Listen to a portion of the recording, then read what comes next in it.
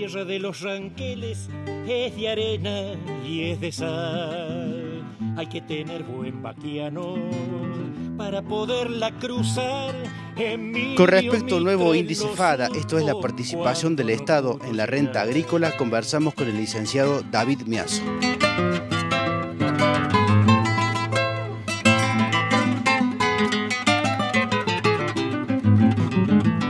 Pa' colmo errando el camino, si no hay lluvia, muerto está. Con respecto a septiembre, que había sido la última difusión, fue del 94%. Este había sido el récord absoluto de la historia del índice, y un poco también reflejaba el problema de rentabilidad que estaba sufriendo el campo en todas las partes del país, de una asfixia financiera muy grande.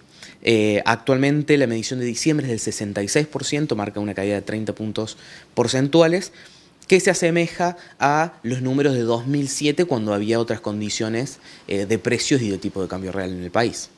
Sabemos que el índice se toma a partir de 4 cultivos, los 4 más importantes dentro de las regiones agrícolas del país.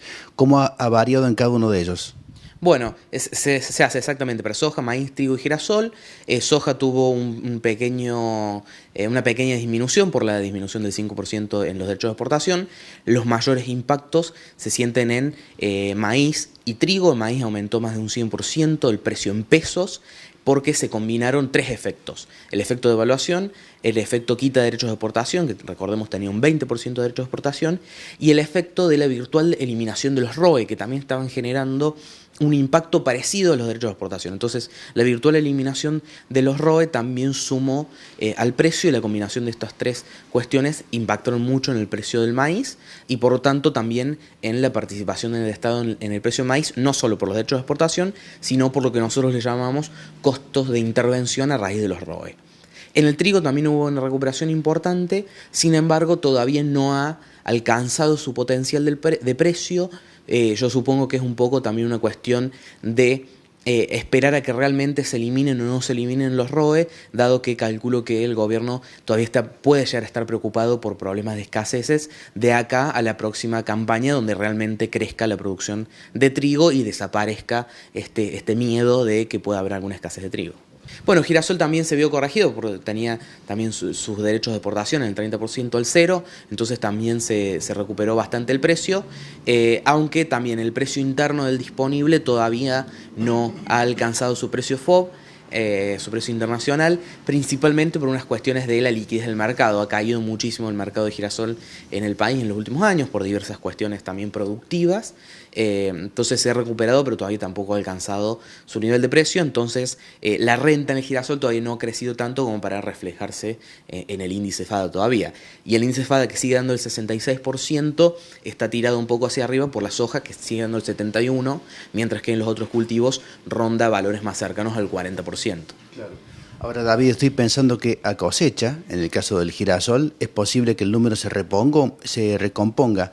No así en el caso del trigo, que se está cosechando en toda la zona triguera del país y que los productores, tal vez, para vender, debieran esperar un poco. Bueno, siempre estos años con tantas intervenciones nos hemos olvidado del normal funcionamiento de los mercados. Pero es normal que los mercados agrícolas tengan cierta estacionalidad de acuerdo a las épocas en las que se cosecha, entonces hay mucha oferta, y la contraestación cuando ya hay menos oferta y sigue persistiendo la demanda para molienda, para exportación. Entonces creo que lo que vamos a empezar a ver es de nuevo este normal funcionamiento de los mercados, que en la época de cosecha del trigo, es decir, esta época está barato, y justo unos meses antes de la cosecha está caro porque hay menos oferta, y lo mismo en mayo, junio, cuando es la cosecha del resto de los cultivos.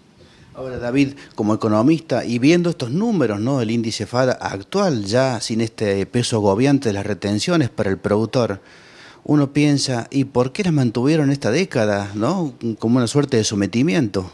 Sí, este número demuestra el por qué había que sacarlas, básicamente, porque en términos económicos, como bien decís, en términos de recaudación fiscal, por ejemplo, maíz y trigo no representaban nada, y además está la cuestión de fondo que nosotros siempre remarcamos, que es el tema de la sustentabilidad. O sea, un daño a estos 2 cultivos, maíz y trigo, hizo que la soja fuera creciendo y esto deteriorara la matriz productiva argentina y sus efectos sobre la sustentabilidad y el suelo. Que esto se va a corregir de manera fuerte de acá a la próxima campaña, es lo que nosotros estamos esperando. Pero bueno, es una respuesta un poco más política. Está bien que en el momento en que se pusieron originalmente los derechos de exportación, podía realmente existir una renta extraordinaria derivada de altos precios internacionales, por un lado, y de un tipo de cambio real alto por el otro. Recordemos que el peso pasó de 1 a 3, una devaluación del 200%, y había tipo de cambio real alto. Lo que fue pasando años después es que la inflación fue creciendo por encima de lo que fue creciendo el valor del dólar, se produjo el atraso cambiario que nos llevó a esta situación del cepo y toda la cuestión, y estos últimos 2 años la caída importante de precios internacionales de los commodities. De hecho, en los últimos 12 meses cayeron en promedio un 20% en dólares. Entonces desaparecieron las dos condiciones necesarias o las dos condiciones iniciales bajo las cuales se pusieron los derechos de exportación y bajo los cuales podían llegar a ser argumentados. Sin esas dos condiciones, que era lo que teníamos en septiembre, como para comparar con el índice FADA, realmente era una presión asfixiante en términos financieros contra la producción agrícola. Sin embargo, veo que la mayoría de los productores, por ejemplo, aquellos productores ganaderos que usan mucho el maíz para la terminación de su hacienda, como también, por ejemplo, los productores de porcinos, no temen, digamos, este aumento que se ha dado, que se ha duplicado el precio del maíz. Eso siguen trabajando y justamente agregando valor a este cereal a través de la conversión en carne. Claro, exactamente, porque además entienden que por un lado es su valor normal o su valor natural. Es irse a los valores que se manejan en el resto del mundo, y otros países son muy competitivos con estos precios del maíz. Entonces Argentina no tendría que ser menos en ese sentido, por un lado. Por el otro saben que en términos de costos tampoco significa tanto, porque para hacer 1 kilo de cerdo se necesitan 3 kilos de maíz, en realidad de alimento mezclado con otras cosas. Entonces saben que los costos, si bien impacta, no son lo más importante. Por ahí los costos logísticos, los costos de mano de obra son mucho más importantes que los costos de alimentación en estos casos.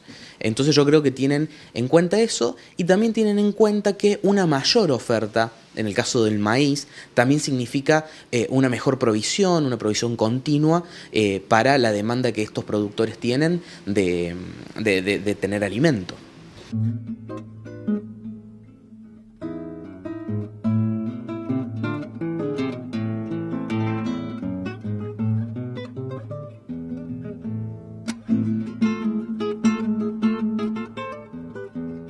Bien, amigos, y así llegamos al final de esta edición. Gracias por su compañía y será entonces hasta el próximo Palabra Rural.